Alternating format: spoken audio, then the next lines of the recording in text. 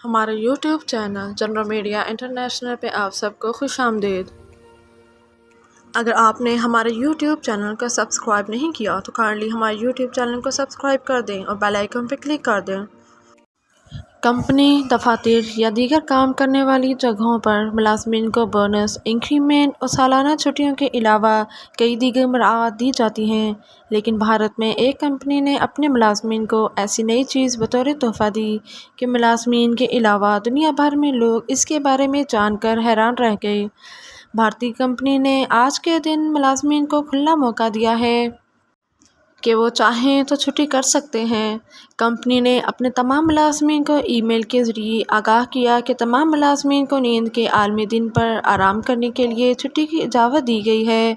Social media پر اس company کی جانب سے ملازمین کو بھیجے گئے ای میل کی تصویر دیکھ کر لوگ حیرانی کا اظہار کر رہے ہیں، جبکہ سینکڑوں افراد اس پالیسی پر پسندیدگی کا اظہار بھی کر رہے ہیں۔ برطانیہ کے مختلف علاقوں میں پناہ گزینوں کے لیے استعمال کیے جانے والے ہوٹلوں کی تعداد 400 کے قریب پہنچ گئی۔ تقریباً 395 ہوٹلوں میں تقریباً 51,000 سے زائد تارکین وطن کو رکھا گیا ہے۔ تارکین وطن کی رہائش کے لیے استعمال ہونے والے ہوٹلوں کی تعداد میں تیزی کے ساتھ اضافے پر عوامی حلقوں نے گہری تشویش کا اظہار کیا ہے۔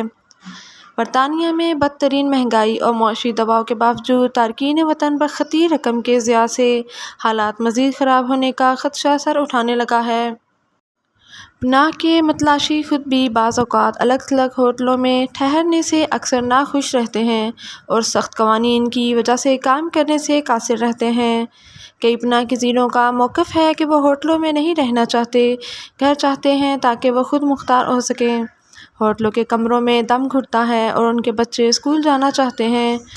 مہاجرین کی برطانیہ پر یلغار میں اضافہ ہوا ہے۔ چھوٹی کشتیوں پر سمندری راستے سے آنے والوں کی تعداد سب سے زیادہ ہے۔ غیر قانونی تارکین وطن کو ہوٹلوں میں رکھنے کے بجائے فوجی اڈوں یا غیر استعمال فہرست پر رکھنے کا منصوبہ بنایا جا رہا ہے۔ گزشتہ دنوں یہ خبریں سامنے آئی تھیں کہ آصف زرداری کی چند روز قبل دبئی میں سرجری کی گئی ہے۔ سابق صدر کے معالج ڈاکٹر عاصم حسین بھی ان کے ساتھ تھے، جبکہ ان کی فیملی کا کہنا ہے کہ سابق صدر آصف علی زرداری کی طبیعت بالکل ٹھیک ہے اور وہ دبئی میں گھر پر مقیم ہیں۔ فیملی ذرائع کے مطابق مزید یہ کہنا ہے کہ آصف زرداری نے دبئی میں قیام کے دوران اپنا چیک اپ کرایا اور ان کی سرجری نہیں ہوئی، نہ ہی وہ ہسپتال میں داخل ہیں۔ سعودی عرب نے پاکستان کے مستحق عوام کے لیے 100 ٹن کھجوروں کا تحفہ حکومت پاکستان کے حوالے کر دیا ہے۔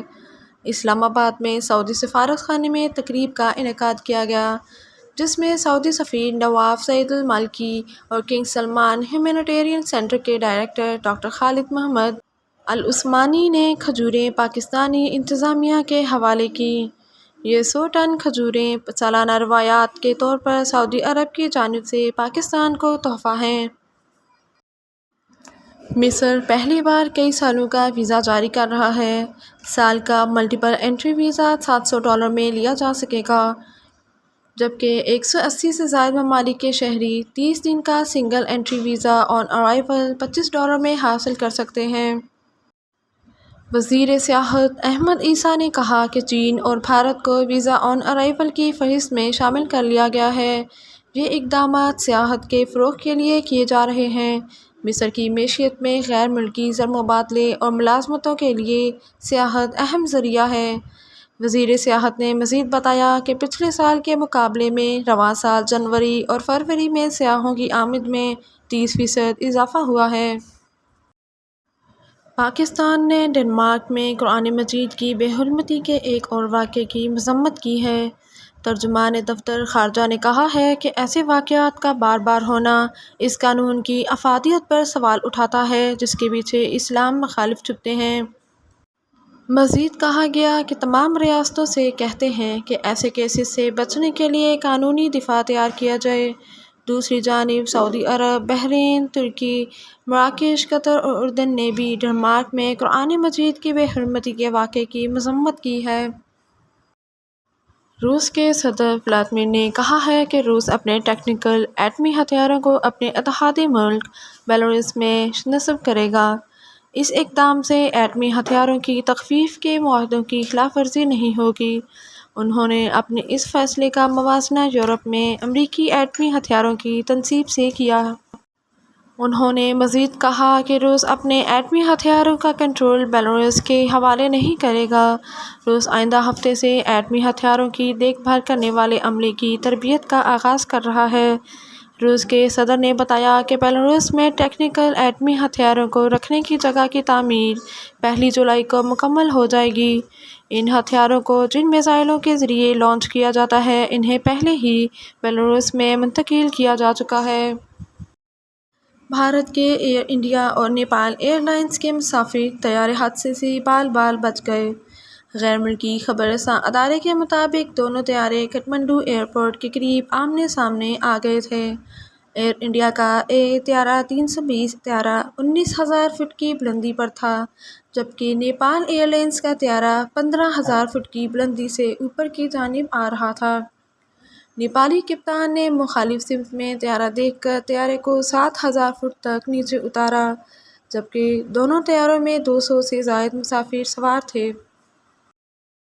ماہرین فلکیات کا کہنا ہے کہ منگل کی شام غروب آفتاب کے بعد 5 سیارے ایک ساتھ نظر آئیں گے۔ ان کے مطابق عطارد، زہرہ، مریخ، مشتری اور یورینس چاند کے نیچے گولائی میں نظر آئیں گے۔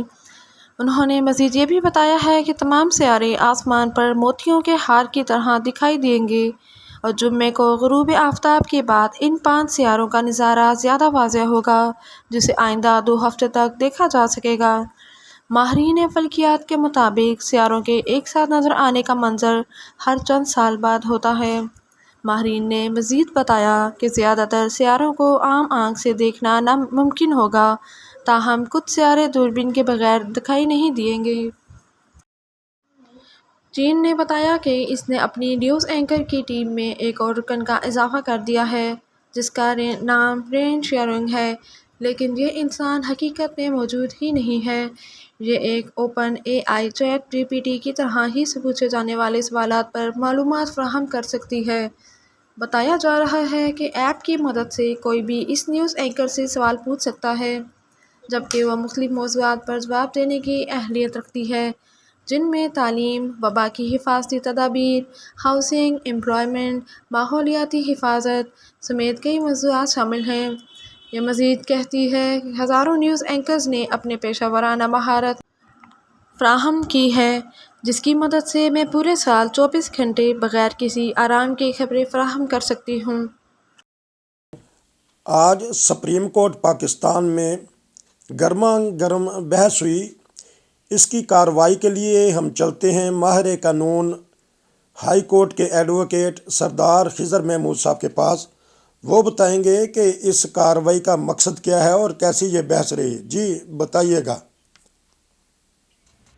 آج وہی جو پرانا سپریم کورٹ میں الیکشن کمیشن نے جو الیکشن ملتوی کیے تھے اس پہ آج سماعت ہوئی ہے، اور سب سے پہلے اٹارنی جنرل نے کہا جی کہ جو فیصلہ آپ کا ہے وہ فیصلہ اگر وہ 3-4 ججز کا، جس طرح کل اضافی نوٹ پہ اور ججز کا جو وہ اس پہ ڈیٹیل فیصلہ آیا ہے، جس میں عطر من اللہ کا اور یحییٰ آفریدی کا اور مندوخیل اور دوسروں نے اس کا اڈاپٹ کیا تھا، تو اس پہ تھوڑا سا پریشان ہونے کے بعد انہوں نے جب چیف جسٹس نے دیکھا مندوخیل اس کی مظہر مندوخیل کی طرف، تو اس کے بعد انہوں نے کہا نہیں یہ تو ہمارا اندرونی معاملہ تھا اور یہ جو بھی ہے، ویسے فیصلے اندرونی معاملات نہیں ہوتے ہیں لیکن بہرحال جو بھی ہے، اور اس کے بعد انہوں نے کہا نہیں وہ فیصلے تو امپلیمنٹ ہو چکا تھا اور اب جو بھی ہے وہ آگے چلنا ہے، تو کیا الیکشن کمیشن جو ہے وہ الیکشن ملتوی کروا سکتا تھا، ملتوی کروا سکتا، اگر ملتوی کروانا تھا اس نے ہم سے کیوں رابطہ کی نہیں کیا۔ تو اس پہ اٹارنی جنرل نے کہا جی کہ ان کے پاس فنڈز کا معاملہ بھی تھا، ایک تو آرمی نے سیکورٹی دینے سے انکار کر دیا تھا، تھرڈ ون یہ ہے کہ مردم شماری، تو اس پہ کافی لمبی جڑی بات ہوئی ہے کہ مردم شماری اگر کہیں اسمبلی اچانک ٹوٹ جائیں تو مردم شماری جو ہے وہ اگر ہو رہی ہو تو پھر کیا ہوگا، اور نگران حکومت جو ہے وہ کیا مردم شماری کے نتائج اناؤنس کر سکتی ہے، اور اس سے پہلے جو جتنے بھی نتائج ہوتے رہے ہیں وہ ڈیلے کا شکار ہوتے رہے ہیں۔ جہاں تک جس طرح منیب اختر نے کہا جی کہ فوج کیسے انکار کر سکتی ہے، وہ تو ایک سبارڈینیٹ ادارہ ہے۔ فنڈز کی بات انہوں نے کہا جی کہ آپ نے اتنے پیسے 170 ارب جو آپ نے مانگے ہیں تو 20 ارب اور مانگ لیتے، یا پھر آپ کسی طرح فنڈ ریز کر لیں. اٹارنی جنرل کا جی کہ ٹیکس لگاتے ہیں تو یہ عوام پہ اور بوجھ پڑتا جائے گا. اور اس پہ چیف جسٹس نے کہا جی کہ اگر دونوں پارٹیز کہیں پہ اتفاق کریں تو عدلیہ جو ہے 5% جو ہے وہ تنخواہوں کی کٹوتی کروا سکتی ہے اور وہاں سے وہ فنڈ ریز ہو سکتا ہے. اور اس کے بعد انہوں نے یہ بھی کہا جی کہ چونکہ اس حکومت نے جو ہے وہ جو اس کے ممبران اسمبلی ہیں ان کو ترقیاتی فنڈ دیے ہیں، یہ کیسے دیے ہیں. تو یہ ساری آئلیہ دیش پہ ہوئی ہے اور تقریباً 1 منٹ کی جو ہے وہ اس کا کل 11 بجے تک یہ ہو گیا ہے. تو اب دیکھتے ہیں کیا ہوتا ہے، چونکہ اب فیصلہ بھی کنٹراڈکٹری ہے. اس کے بعد یہ اس طرح کے معاملات ہیں. آج پاکستان کی قومی اسمبلی میں بڑی ہی دھواں بحث ہوئی اور وزیر اعظم شہباز شریف صاحب خوب گرجے برسے ہیں. اس بات پہ تبصرہ کے لیے اور تجزیہ کے لیے چلتے ہیں سردار خضر محمود صاحب کے پاس. جی بتائیے گا اس بارے میں. جی دوسری طرف آج جو ہے وہ اسمبلی کے اندر جو بڑی دھواں تقریریں ہوئی ہیں اور اس پہ ججز نے بڑی اس کی کیا نام ہے پارلیمنٹرینز اور وزیر اعظم نے انہوں نے کہا کہ 2 ججز کا جو فیصلہ آیا ہے اس پہ وہ ایک بڑا الارمنگ ہے اور جو ان کے پوائنٹس آئے ہیں تو اب یہ ہے کہ ہمیں آگے بڑھ کے اس پہ قانون سازی کرنا چاہیے. چونکہ سپریم کورٹ کے اندر جو ہے جو قانون سازی کا کہیں فقدان ہے اور کوئی چیزیں جو واضح نہیں ہیں، جو چیزیں جو ہیں وہ واضح نہ ہوں تو ان پہ جو ہے وہ جو عدلیہ ہے اس کی جو اسمبلی ہے یا مقننہ جس کو کہتے ہیں اس کو حق ہے کہ وہ اس پہ قانون سازی کرے. اور لگتا یہ ہے کہ عمران کے خلاف جو اب وہ کھل کے یہاں پہ معاملات بھی آئیں گے. اور سپریم کورٹ کے اندر کل کی جو سپریم کورٹ کا فیصلہ ہے اس کو کچھ لوگ بادی نظر میں اس کو سپریم کورٹ کے ججز کے درمیان بغاوت کہہ رہے ہیں. اور بیسک چونکہ کل ایک منصور علی شاہ صاحب نے ایک تقریر کی ہے فنکشن میں، انہوں نے 100 موٹو کے والا نوٹس جو اس کو بڑا کھل کے اس پہ تنقید کی ہے. انہوں نے کہا کہ یہ جو بھی ہو رہا ہے وہ ٹھیک نہیں ہو رہا ہے اور ایک بندے کے پاس زیادہ اختیارات ہیں. کل آپ نے دیکھا کچھ ججز کا فیصلہ ہے، انہوں نے کہا جی ہم نے سیاسی جتھے کے اندر شامل کیا ہے. اور اس کے بعد 1 سال سے جو بھی یہاں پہ پاکستان کے اندر جو ہے وہ سیاسی حالات کے اندر جو انتشار ہے اس میں سپریم کورٹ بھی حصہ بنی ہے. اور اسی سارے کا فائدہ اٹھاتے ہوئے اب جو اسمبلی جو قومی اسمبلی ہے یا حکومت جو ہے وہ اس پہ شاید کوئی قانون سازی کرنے کا منصوبہ بندی کر رہی ہے کہ قانون سازی کریں. اور ججز کے اندر کل تو 2 ججز یا 4 ججز کا آیا ہے، لیکن عام خیال یہ ہے لوگوں کا کہ جو جانتے ہیں کہ ہو سکتا آنے والے وقت میں چیف جسٹس کے خلاف بھی ریفرنس فائل ہو جائے اور اس کے بعد یہ ہے کہ یہ ججز کی تعداد بڑھ جائے. چونکہ بہت عرصے سے اصل میں 100 موٹو ایکشن تو لیا جا رہا تھا، لیکن یہ ہے کہ اس میں مرضی کے ججز شامل ہوتے تھے، جبکہ کہا یہ جاتا تھا جو وکلا تھے سینئر وکلا ان کی طرف سے کہا جاتا تھا، اکتی ایوانوں کی طرف سے کہا جاتا تھا، اس کے بعد جو جورسٹ ہے ان کی طرف سے کہا جاتا تھا کہ جی اگر آپ نے 100 موٹو ایکشن لینا ہی ہے تو پھر ایسا کریں کہ 7 جج یا 9 جج جو سینئر ترین جج ہیں تو وہ اس طرح کی ہے پک اینڈ چوز کا نہ ہوں کہ وہ جج جو جن کا بینچ بنتے ہی لوگوں کو پتہ ہو کہ یہ فیصلہ کیا ہوگا تو ان ججوں سے اوائڈ کیا جائے. لیکن ہوا نہیں ہے. اب معاملات جو ہے وہ پہلے فوج کو نشانہ بنایا گیا، اب عدلیہ ڈائریکٹ سامنے آ گئی ہے. تو آنے والے وقت میں انتشار زیادہ بڑھے گا اور جو ہے خلفشار زیادہ بڑھے گی. باقی اللہ سے دعا ہے کہ اللہ تعالیٰ پاکستانیوں کے حال پر رحم کرے.